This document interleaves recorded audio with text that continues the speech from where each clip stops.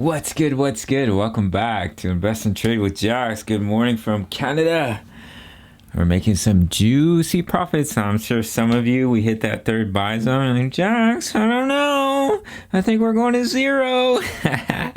Doesn't work like that, guys. It works in waves. Every time we go through a correction, the trolls jump into my comment section. Stop spreading FUD. Your channel's the worst. 2 weeks ago, they loved me. Go through a correction. They hate me. But we're dollar cost averaging. Remember, guys, the smart traders, the whales, they buy fear. The noobs, they sell fear. The whales, they sell greed. The noobs, they buy greed, all right? But on this channel, we're shrimp, we're crabs. We're evolving into whales, all right, guys? Oh, my jokes are so lame. Okay, guys, so Polygon, we're sitting at 220. We're up 12% on the day. We're seeing a market cap of 15.31 billion. 24-hour volume, 3.29 billion. Ladies and gentlemen, if you're new to crypto.com, sign up to the world's look, Matt Damon. Such a handsome guy. The world's fastest growing crypto app, and you can grab one of their incredible Visa cards for cashback in crypto, free Spotify, Netflix, Prime travel incentives, depending on the level of card that you have. $25 just for signing up through my referral. So we're going to start here on the 1 hour. Just a quick drink of water. All right, so we have a new indicator popped up on the screen here. This is the money flow index. If you want to find this indicator, come up to here where it says F. It will say indicators and strategies. Click here and type in MFI, and you're going to see the money flow index. Now, I prefer to use this one on the 1 hour time frame because I find it to be the most accurate. So when it's going up, that means money is flowing into the market. When it's coming down, it means money is flowing out of the market, or actually money flowing in and out of Matic, because that's the coin we are currently looking at. So guys, as you can see here, we're slowly climbing upwards, but money is flowing out on the 1 hour time frame. So that's a bearish divergence on the money flow index. Now that doesn't mean, oh my God, you're going to come all the way back down. Sometimes you only drop a little bit. But if we use some examples here for the money flow index, so you can see here we're creating higher highs. Look at the money flow, guys. We're creating lower highs. Money's flowing out of the market, flowing out of Polygon, and we saw a drop. Let's look at this one as well. Let's give me another example right here. You can see we're creating higher highs while money is flowing out of Polygon, and we saw a drop. So we will be using the money flow index here on the 1 hour chart. So you can see money is starting to slowly flow out of the market while Polygon is making higher highs. Well, not quite. Actually, we wicked up here, but that can be an early indication of some pullback. Now, guys, we had our first buy zone, 214, 192, 175. So your average price is sitting about 192, 193. So that was a juicy trade. We're making some juicy profits of over 11%, guys. So what I've done now, of course, it's not financial advice. You have to use your own discretion. I've closed 25%. I might close a little bit more, but I never sell my whole position. And I put my stop loss at my entry. I don't put my stop loss, up here, because if it hits my stop loss and it keeps going, well, I don't have any money in the trade, right? I don't want to buy it when it's overbought.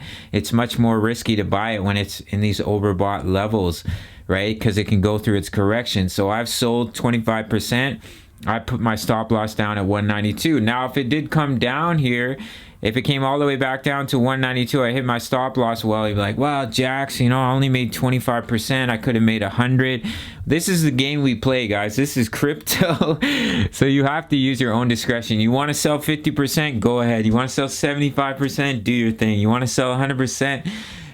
Do your thing, right? I mean, it's use your own discretion. But personally, I sold a small amount just in case we see continuation, because what can also happen here is we roll over and we find support right here on the 0.786, where we had previous levels of support and resistance. If we scroll back here, wow, super lag, guys.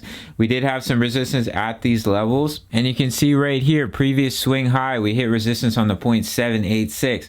So let's say, for example, you close 100% of your position. Now your buy zone's here at 192, and then you come down and you bounce right off that swing high. Well, your buy zone never got hit. Matic starts to take off, and you're like, oh, what the hell? You're all upset, right? So personally, I just closed 25%. Sometimes I'll close half. and I'll let it come down. I'll let it bounce because I still have money in my trade, right? But it had ooh. Fuck my life. All right, but but you can see here with the money flow, we are seeing money flow out of the market, or out of Polygon. So let's jump over to the 4-hour time frame. So we had a beautiful bounce. We broke out of our falling wedge pattern. As you can see here, we broke out, we back tested as support, and we shot up. We're back above the EMAs on the 4-hour. We're almost having the bullish cross, just as we did right here. Juicy pump, guys. Where did we last have the bullish cross? Bullish cross right here on the 4-hour. Juicy pump to the upside. That's why I never sell my whole position in case it continues, right? So we're just about to have the bullish cross once again. Now, what I'm going to do with this 192, this is not going to be a buy zone for me personally. I'm going to put bounce zone because it could very likely bounce off that level, and maybe I'll put slash BR, oh no, sorry guys, BE, which is break even, because that was our break even price, right? So just as a reminder for myself, so we could come down and bounce. Now what will happen if your stop loss is there, you come down, you hit your stop loss, you bounce, what I would look for is like some sort of breakout, some sort of pattern, so I could re-enter my trade. So we'll see what happens here. If we see a little bit of sell-off, we hold the EMAs. Of course, we could see continuation. We could hold the EMAs. Indicators can be invalidated, guys. Sometimes you'll see a bearish divergence and then boom, money will shoot up into the market and price will continue to rise, right? So do watch the EMAs as support here on the 4-hour time frame. Our next take profit zone 234, 260. We have one all the way up here at 315 and one at 411. So your buy zones, your dollar cost average buy zones are now 175, 152, 132, 107, 63. Equal amounts if you're spot trading, double your margin. If you're leverage trading, I'll throw my trades up on the screen currently and making some juicy profits. And it will bring your average price down halfway each time, little more with leverage trading. So let's jump over to the daily, guys. So one thing we have to keep an eye on is that ABC correction. One of our Discord members had posted this chart pattern where we've come up in 5 waves, 1, 2, 3, 4, 5, and usually that's followed by an ABC correction. So if we do start to roll here and we lose the EMAs, that's where we can go through that. It can be invalidated, guys. We can see continuation, but what we want to see is we come up and we break this high. If we can come up and break that high, that's when we're good to go. That's when we invalidate the ABC and we see continuation. So let's hop over to our friend Ethereum, because you know I don't like to make these videos too long. So you can see with Ethereum, we broke down from that head and shoulders. And I said, guys, it looks like we're going to come down to 3580 and go through that ABC correction. Now we've seen a nice bounce. That bear flag pattern was invalidated as we bounced back up to the upside. We came very close to 3580. We're not out of the woods yet, guys. We need to break that major level of resistance that I've been covering for weeks now at 4416. Because what can happen is we had a nice bounce for sure, but you can continue the trend. You can continue coming down. You can bounce, you can go lower. So to invalidate that, to see continuation, we have to come up, break that level of resistance, break our high, and start heading up to our next Fibonacci extension level at 4731. If we zoom out a bit here with our chart patterns, you can see right here, let me pull out my fib a little bit here. You can see right here, pump, ABC correction, everybody bear market, everybody fearful. You can see right here, pump, ABC correction. Right here, everyone afraid, everyone screaming bear market. Same with right here, right? So we pumped, we gone through an ABC correction, everybody fearful, everybody screaming bear market. YouTube channels, 10K, 15K Bitcoin. And then we see our next explosive break to the upside. That's the bullish scenario. Of course, the bearish scenario is we hit resistance, we continue to roll. But that's the beautiful thing about our dollar cost average strategy. We're buying in as it's dropping, we're selling as it's pumping. If it continues to drop, if we do a little something like this, where we fail to come up and break this high, we continue to roll. Well, what are we doing? We're buying right here, we're buying here, we're buying here, we pump again. If we continue to roll, we're buying, right? So we're always prepared for the drop and we're always ready for the pump. All right, guys, so we can see this is the daily chart. I've been going over that ascending triangle. You can see we fell back into the pattern. We had a fake out, we had a throwback. As you can see here, we fell As you can see right here as well, we lost this level of support, bear trap, throw back into the pattern. So once again, we lost that level of support and we've seen a throwback. We have to get back above the EMAs on the daily.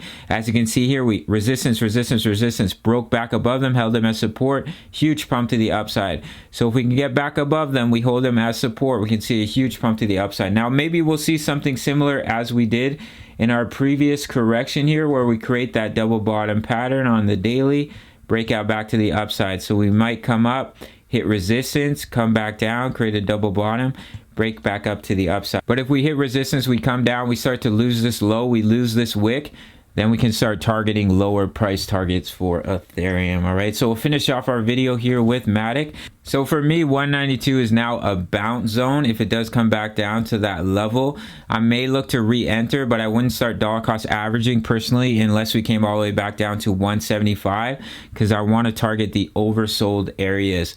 All right, guys, and if we're able to hold this level of support, we hold the EMAs here, that's when we can see continuation. 234, we have our target from our falling wedge all the way up at 252. Take profit zone 260, 315, and 411.